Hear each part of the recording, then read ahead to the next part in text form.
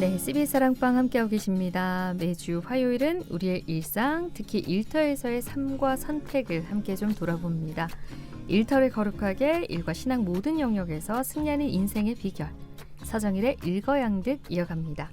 부산 성취운동본부 일터사역 싱크탱크 소장 서정일 목사님 자리하셨습니다. 어서 오세요. 네, 안녕하세요. 반갑습니다. 네, 반갑습니다. 네.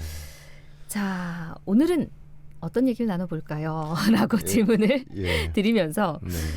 일터 사역의 핵심이라고 했을 때 직장 선교와 전도라고 네. 생각하시는 분들 많으실 것 같아요. 예, 많으시죠. 저도 그런 개념 가지고 있었고요. 예. 자, 오늘 직장 선교와 전도라는 주제로 얘기를 좀 나눠보면 어떨까라는 생각인데요. 네. 먼저 이 시간에도 여러 차례 언급이 된 바 있긴 한데 일터 사역이 곧 전도는 아니다. 선교와 전도도 같은 개념이 아니다. 이런 이야기들 나눈 적 있거든요. 네. 그래서 용어와 개념부터 좀 정리를 하고 넘어갔으면 좋겠습니다. 네. 뭐 전도와 선교를 같은 의미로 쓰시는 분들도 계시고요. 네. 실제적으로 또 뭐 이렇게 복음 자체를 같은 민족과 같은 문화권에서 전하는 것이 전도다. 또 타문화권과 좀 광범위한 네. 간접적인 복음의 전달 방식을 가져가는 것이 선교다 이렇게 말씀하시는 분도 계시더라고요. 네. 근데 이제 저는 개인적으로 큰 뭐 의미의 차이는 없다고 저는 생각을 하고요. 어쨌든 저는 이제 그 두 개의 의미를 그렇게 가져갈수록 오히려 일터 사역은 전도와 선교라고 하는 것이 핵심이라고 하는 것에 대해서는 좀 이견이 있습니다. 네. 일터 사역이 전도와 선교가 그 일터 사역의 핵심이다라고 하는 것에는 이견이 있다. 네. 어떤 부분에서 그러신가요? 그러니까 오히려 네. 일터 사역은 그 일상의 부흥 운동의 일환이다. 이렇게 이해하시는 것이 좋은 것 같습니다. 일상의 부흥 운동의 일환. 예, 맞습니다. 네. 가정의 회복 운동처럼 네. 우리가 회복해야 될 일상의 한 영역을 우리가 부흥 운동을 해나간다. 이런 차원으로 이해해 주시면 좋을 것 같습니다. 저는 사실 그 직장 선교와 전도가 일터 사역의 핵심이다라는 그런 이제 생각과 함께 어떤 생각을 하면 일터 사역의 그 현장에 있는 그 모든 성도들이라고 해야겠죠. 네. 성도들을 신앙 안에서 관리라는 말이 맞을까요? 뭐 목양이라고 하는 표현이 더 적절하겠죠. 네. 네. 그 성도들을 함께 그 관계를 맺고 그들을 또 신앙 안에서 양육하고 또 직장 안에서 그런 일터 가운데 그 신앙에 대한 그런 어려움들 네. 이런 것들을 좀 돌봐주고 뭐 예. 이런 사역들도 함께 예. 진행되는 게 일터 사역이 아닐까 이런 생각을 했었거든요. 네, 근데 그 중요한 안에서 말씀이십니다. 전도, 선교도 이루어지는 거고 네. 그렇게 생각을 했는데 일상의 부흥 운동의 일환이다 이렇게 정리를 해주셨거든요. 네, 맞습니다. 아까 방금 중요한 말씀을 해주셨는데요. 성도들의 일상의 삶을 목양의 차원으로서 목회자가 몸소 네. 예배당 안에 머물러 있는 것이 아니라 성도들의 삶의 터전으로 나가는 거죠. 네. 그것이 이제 가정에만 그치는 것이 아니라 일터까지로 진출한다. 이런 의미에서 볼 때는 굉장히 중요한 말씀을 해주신 것 같고요.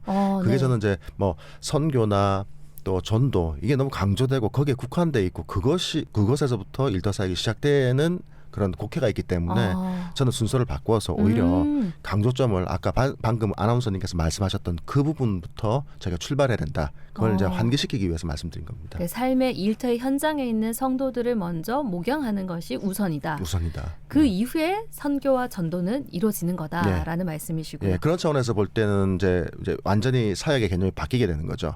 일터 사역이 특수 사역으로 머무는 것이 아니라 말 그대로 목양 사역이 되는 것이죠.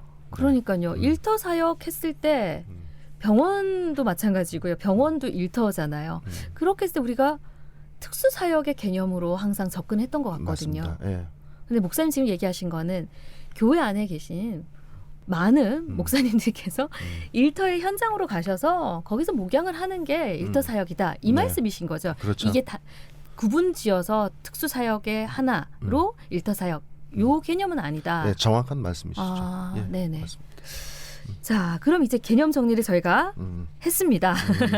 일터 사역은 네. 일상의 부흥 운동의 일환으로 봐야 된다라고 네. 말씀을 하셨고요. 네.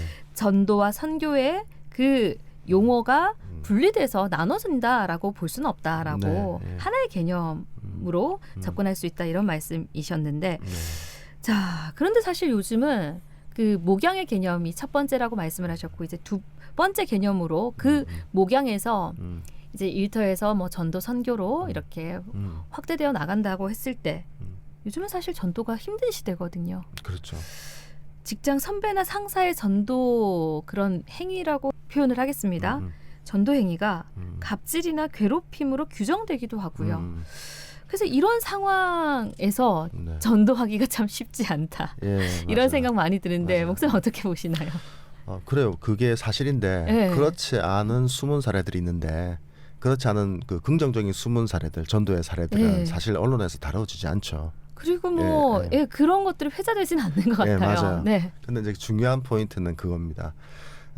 왜 그런 전도의 질적 차이가 나오느냐, 반응의 차이가 나오느냐는 것이죠. 그것은 결국 일터로 양육되고 훈련되고 목양된 성도가 그 전도 사역을 수행하느냐, 아니면 아직도 좀 약간 미성숙하고 좀 훈련이 필요한 분들이 전도 사역을 하느냐, 그 차이인 것 같습니다. 굉장히 무례한 방식도 있고요. 강압적인 방식도 있고 또 상황에 맞지 않고 적절하지 않은 그런 태도도 분명히 피드백을 받고 있거든요. 그 부분들은 좀 일반적인 교회에 목양하는 우리 목사님들께서 성도들의 현황을 파악하는 의미에서 조금 들어야 될 부분이라고 생각합니다. 조금 구체적으로 뭐 한두 가지 사례 정도를 말씀을 해주실 수는 없을까요? 뭐 일례로 뭐 직위를 이용한 예배 강요도 있을 수 있고요. 네. 또 뭐 요즘에는 좀 덜하다고 하지만 그런 어떤 행태들이 실제적으로는 또 진행되는 부분들도 분명히 있는 것 같습니다. 드물긴 하지만 그치. 거절하기 참 애매한 상황이네요. 관계가 있고 또 상하의 어떤 권력의 어떤 메커니즘도 있지 않습니까? 네. 그런 차원에서 웬만하면 요즘 MZ 세대들도 요즘 MZ 하지만은 이렇게 예의를 갖추는 측면에서 그런 젊은 분들도 모임에 참여하는 경우가 덜어 있거든요. 그럴 때 목회자로서 제가 이제 뭐 일터 사역자니까 저로서는 좀 되게 미안한 장면이 연출되기도 합니다. 그래서 그런 부분들 좀 알았으면 좋겠다 생각이 드는 것이죠. 그러니까 우선 상사와 부하 직원의 개념을 떠나서 잘 인간적인 관계가 맺어져 있는 상황에서 뭐 한번 권면해 보는 건 괜찮지만 그렇지 않고 그걸 좀 이용해서 상대방이 내가 이런 위치에 있으니까 거절하지 못할 것이다라는 걸 이용해서 그걸 권했을 때는 그 역풍이 장난 아닐 것 같다라는 생각도 드네요. 복음을 전하는 방식에 있어서도 일례로 뭐 이렇게 특히 이제 기독교 회사라고 하는 직장이라고 하는 곳에서는 예배뿐 아니라 전도의 방식이 뭐 문을 걸어 잠그고 뭐 이렇게 한다든지 뭐 이런 강압적인 방식들이 간혹 있었단 말이죠. 다 전체라고 얘기할 수 없지만 이런 것들이 일파만파 이제 소문이 나는 거죠. 그러니까 이런 것들은 굉장히 우리 복음이 가지고 있는 태도와 또 복음이 가지고 있는 가치를 훼손하는 굉장히 좋지 않은 장면이라고 봅니다. 이건 훈련돼야 될 부분이죠. 네. 그런데 정말 이게 앞서 질문에서 말씀드린 것처럼 이런 전도 행위 자체가 갑질이나 괴롭힘으로 규정되는 경우에 사실 좋은 관계를 맺고 직장 안에서 옆에 동료, 뭐 또 친한 뭐 선후배 이렇게 전도하고자 하는 그런 마음에 좀 위축되는 마음을 또 줄 수도 있는 그런 상황이 돼버린 것 같아요. 네, 맞아요. 그래서 저는 이제 조금 관점을 바꿨으면 좋겠습니다. 사실은 이제 그걸 논할 단계는 아니라는 겁니다. 이제 우리 한국 교회가 양적인 성장을 이렇게 아주 기적적으로 이루어온 것, 그것은 우리가 굉장히 긍정적으로 봐야 되겠지만 그 뒤에 이어져야 될 그 질적인 부분을 다져야 되는 시기라고 보는데 그게 다져지지 않는다고 한다면 이게 이제 부흥의 장면이 아니라 그냥 성장한 덩치만 커진 장면에 머물 수도 있을 거라고 보는 것이죠. 그런 측면에서 볼 때 지금 일상은 굉장히 바쁘고 또 정교하게 돌아가고 있습니다. 그리고 그런 상황에서 우리 이제 기독교인들이 대처하는 삶이 만만치가 않죠. 그래서 지금 전도 선교를 논할 상황보다는 오히려 우리 스스로가 일상의 삶 가운데서 그리스도인으로서 제대로 살아가고 있는지 점검하고 먼저 복음에 대해 무장하고 또 이 시대에 어떠한 해안으로 살아가야 될 것인지를 먼저 본인부터 호람되오라고 하지 않습니까? 하나님 앞에서 우리가 누가 보지 않아도 하나님 앞에서 이교적인 문화, 일터는 뭐 그렇지 않겠습니까? 일터는 기독교적인 문화가 아니니까 이교적인 문화라고 생각하고 그곳에서 기독교인으로서 어떻게 우리가 몸부림치면서 살아가야 될지를 우리가 심각하게 고민하고 지원하고 또 케어하고 이런 것들이 먼저 이루어진 다음에 그 다음에 사역을 논해야 되지 않겠나 생각합니다. 목사님 질적인 부분을 강조를 하셨거든요. 네. 그 말씀하시면서 성장과 부흥을 따로 이렇게 말씀을 하셨어요.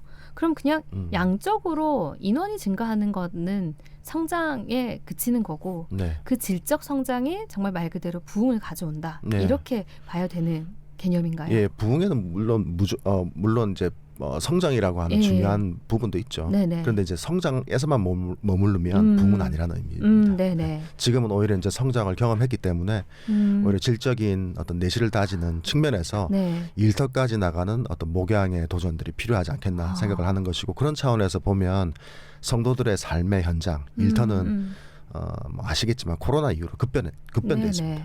예, 그렇기 때문에 거기에 대한 대처가 심각한 상황이 있다 볼 수 있겠습니다. 그러게요. 일터 그 현장이 삶의 현장이라고 할 수 있을 텐데 네. 그 현장이 녹록지 않으면 네. 모두가 공감을 하실 테고요. 예. 그 녹록지 않은 상황 가운데 우리 성도들이 그 속에서 신앙을 얼마나 지켜내며 그 복음으로 무장해서 그곳에서 잘 이렇게 살아내느냐가 중요하다라는 말씀이시네요. 맞습니다. 예, 그 토요타의 사례를 제가 한번 얘기 드리고 싶은데요. 네.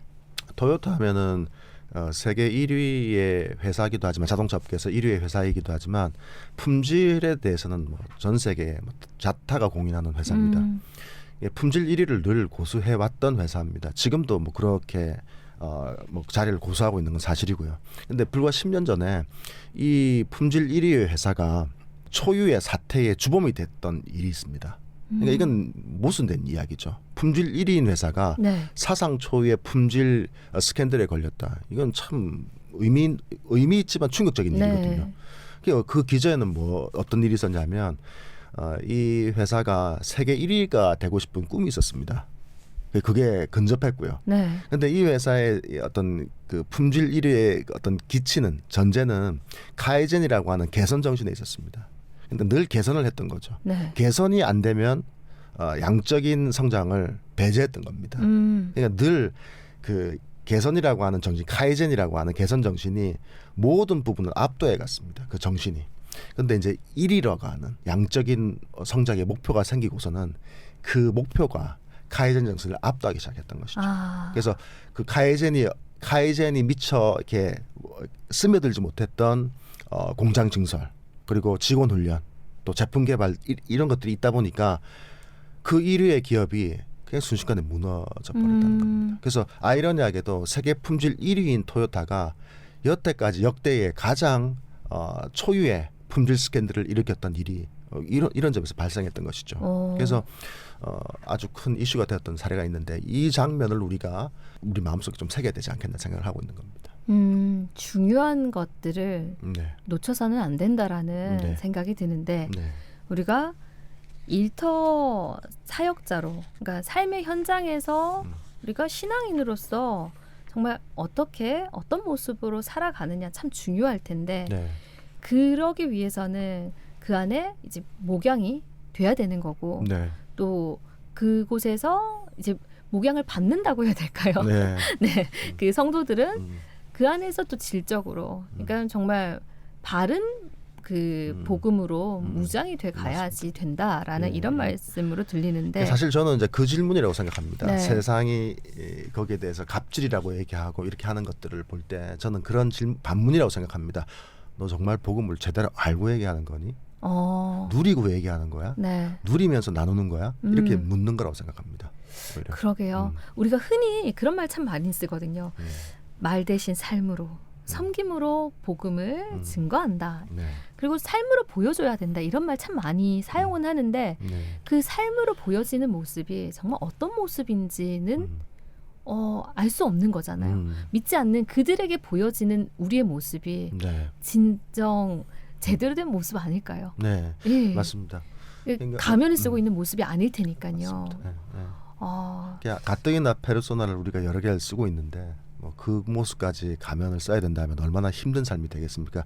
그러니까 오히려 성별한 삶을 강조하는 부분들이 부담으로 다가오고 뭐 그런 거 아니겠습니까? 네네. 네. 근데 내면에 하나님 사랑에 차 있으면 결국 이웃 사랑이 되지 않겠습니까? 네. 예, 자녀에 대한 부모의 내리 사랑이 있으니까 자녀가 본인은 굶는다 하더라도 자녀가 밥을 먹으면은 뭐 배부른다라고 얘기하듯이 뭐 그런 일들이 있지 않겠습니까? 하나님의 사랑으로 가득 차 있으면 이웃이 당기지 않겠습니까? 이웃에 대한 사랑이 뭐 그런 측면 아닐까 싶습니다. 네. 네. 앞서 저희가 그 직장 내에서 이렇게 전도나 선교 이런 이제 적극적인 전도 행위들 이런 것들을 할 때 갑질 또 괴롭힘으로 규정되기도 한다 이런 말씀을 드리면서 네. 많은 분들이 그래서 전도하는 부분에 있어서 위축되어 있는 모습을 보이기도 하거든요. 맞습니다. 그러다 보니 이런 말들 사용하거든요.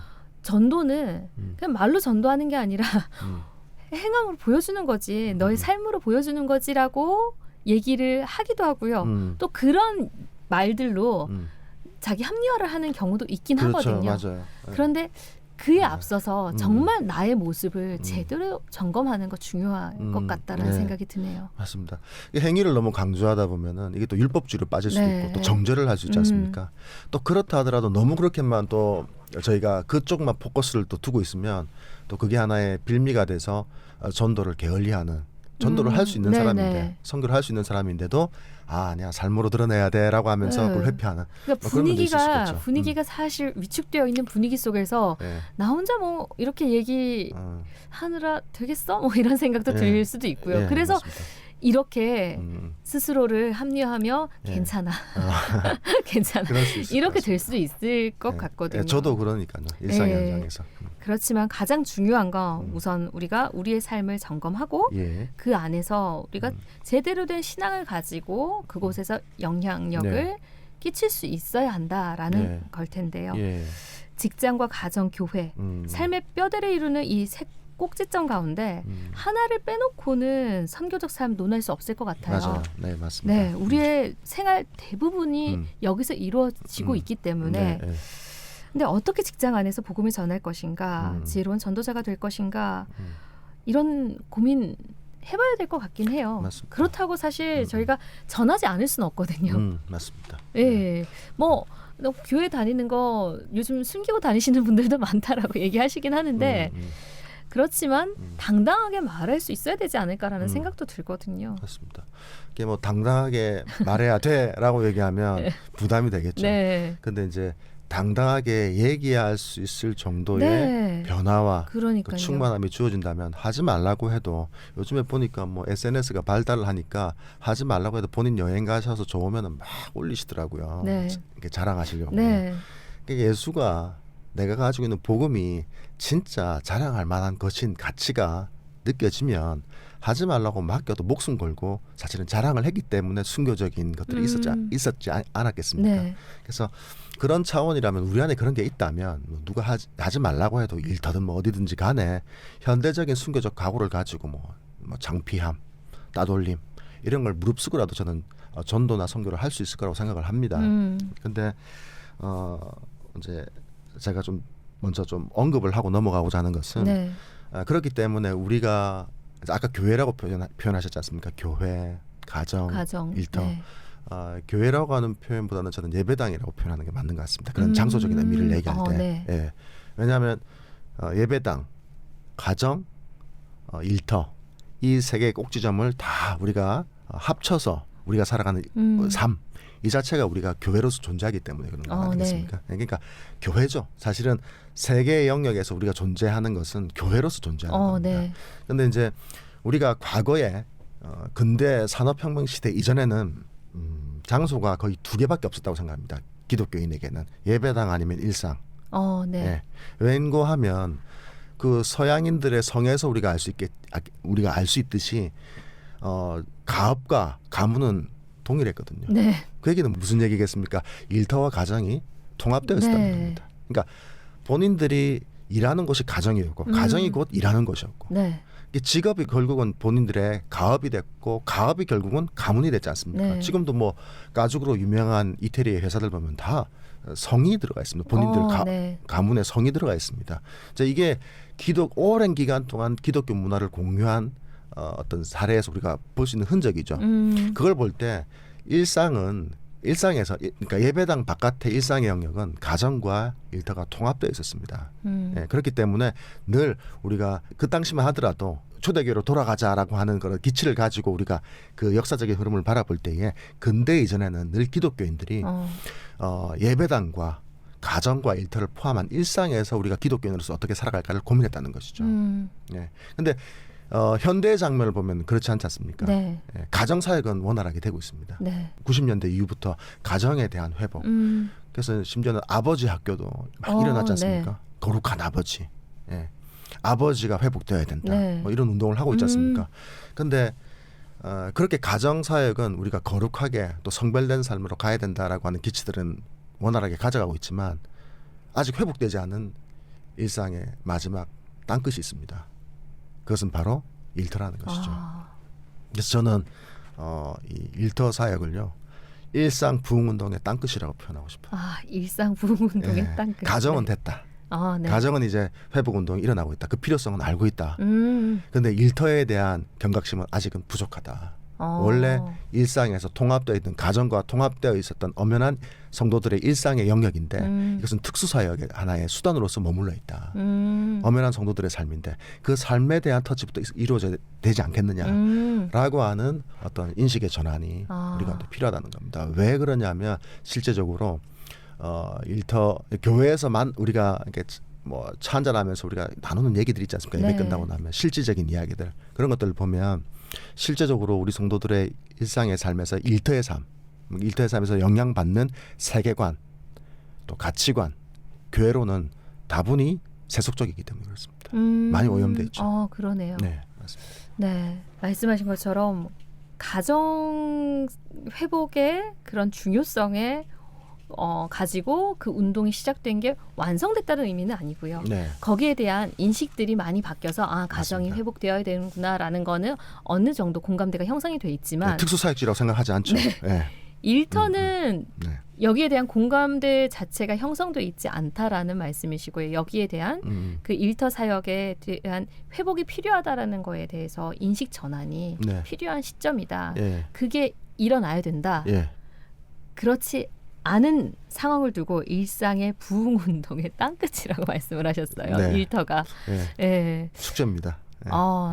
방송을 들으면서 조금 생각을 달리 해보실 필요가 있을 것 같다라는 마음이 들고요. 그러니까 제가 말씀 중에 죄송한데 일관성 있게 바라보시면 될 것 같습니다. 가정사역 중심은 결국은 교회가 관심을 가지고 있는 대상은 다른 분들 아닙니다. 성도인 가정 일부분들입니다. 가정교회를 얘기하죠. 그런데 일터사역은 보세요. 대상이 불신자들입니다. 교인이 아니에요. 그렇잖아요. 그러니까 가정사역에서의 대상은 교회의 관심 대상은 다른 분들이 아닙니다. 성도인 가정교회입니다. 마찬가지로 일터도 마찬가지입니다. 성도가 먼저 돼야 되는 겁니다. 관심이. 그러면 특수사역이 안 되는 겁니다. 그냥 일상입니다. 성도들의 일상이 회복돼야 될 땅끝으로 보이는 것이겠죠. 방송 시작하면서 제일 처음에 이 얘기를 나눴거든요. 가장 첫 번째가 그 일터 현장에 있는 성도들을 목양하는 게 우선이다. 그 이후에 전도든 선교든 그것들이 이제 일어나야 된다라는 맞습니다. 말씀을 시작 때 해주셨는데 마무리도 이제 그렇게 가는군요. 이제 우리의 인식이 여기서 전환이 돼야 된다는 그 말씀이세요. 맞습니다. 한 말씀만 더 드릴까요? 요한일서 4장 7절에서 11절 말씀을 보면 하나님은 사랑이시다라고 하는 중요한 주장이 나옵니다. 그리고 그 흐름을 보면 결국 하나님 사랑과 이웃 사랑인데요. 결국 우리가 일터에서 전도한다, 선교한다. 이것은 이웃 사랑의 실천 아니겠습니까? 그 외에도 뭐 우리가 모범을 보여야 되는 여러 공적 제자도의 모습들도 있죠. 근데 그건 사역의 영역입니다. 근데 먼저 우리가 이웃 사랑을 하기 위해서는 아가페적인 하나님의 사랑이 필요하다는 겁니다. 그런 측면에서는 성도들이 대상이 될 수밖에 없고 일터는 그런 하나님의 아가페 사랑에 목말라하는 성도들이 많다는 겁니다. 너무나 치열하기 때문에 너무나 힘들기 때문에 너무나 유혹과 위협들이 엄습해 들어오기 때문에 성도들은 실제적으로 그 하나님의 사랑으로 일터에서 구체적으로 무장되기를 먼저 요구한다는 것입니다. 네. 예, 거기서부터 시작하면 자연스럽게 이웃 사랑인 전도와 선교는 흘러간다. 네, 이웃에 대해서 애달플 수밖에 없다. 이렇게 보는 것입니다. 네. 그렇죠. 네. 그 받은 하나님의 사랑이 크면 클수록 네. 나누고자 하는 마음도 자연히 생기겠죠. 예.